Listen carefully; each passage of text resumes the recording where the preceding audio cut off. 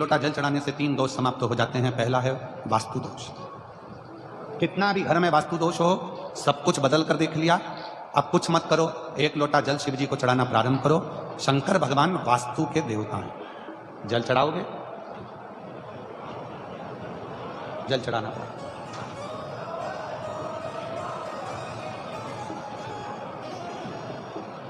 पितृदोष लग गया, किसी ने कहा कि तुम्हारे घर में पितृदोष है, बहुत कष्ट है, बहुत परेशानियां चल रही हैं, बहुत दुख है।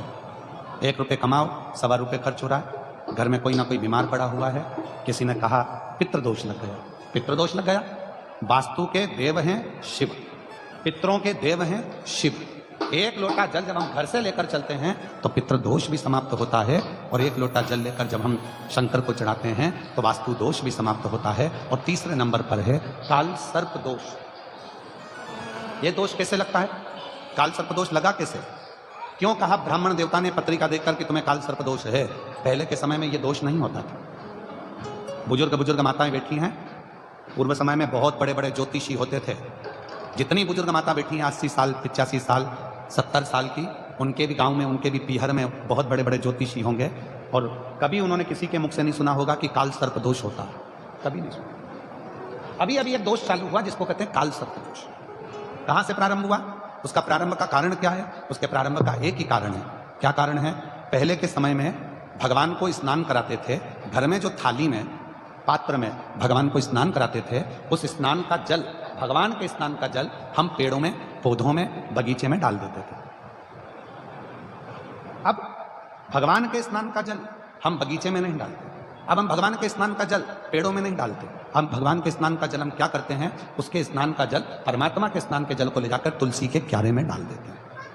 अब तुलसी के क्यारे में डाला तो गणेश जी महाराज का भी स्नान तुमने थाली में कराया, शिव जी का स्नान भी तुमने थाली में कराया, शालिग्राम भगवान का स्नान भी थाली में कराया, लड्डू गोपाल का स्नान भी थाली में कराया, देवी जी का स्नान भी थाली में कराया। एक ही थाली में तुम्हारे मंदिर में जितने भगवान हैं सबको तुमने थाली में रखा, लोटा उठाया, सब पे जल चढ़ाया, सबका स्नान कराकर और पहुंच कर तुमने मंदिर में वापिस रख दिया। सबके स्नान का जल एक साथ ले जाकर तुमने तुलसी जी में डाल दिया। माता तुलसी में किस देवता का जल जाना चाहिए, माता तुलसी में किस देवता का जल पहुंचना चाहिए, ये दुनिया के लोगों को नहीं मालूम। तो सारे देवता का जल जब माता तुलसी में जाना प्रारंभ हो जाता है तो फिर धीरे धीरे धीरे धीरे वो काल सर्पदोष का रूप रख लेता है। काल सर्पदोष।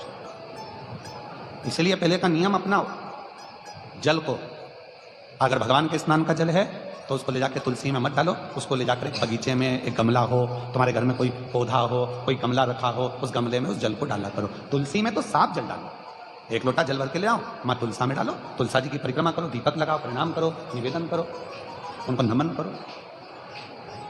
पर हम क्या सोचते हैं कि सारे स्नान का जल तुलसी जी में ले जाके डालो। 3 दोष, वास्तु दोष, पितृदोष, काल सर्प दोष।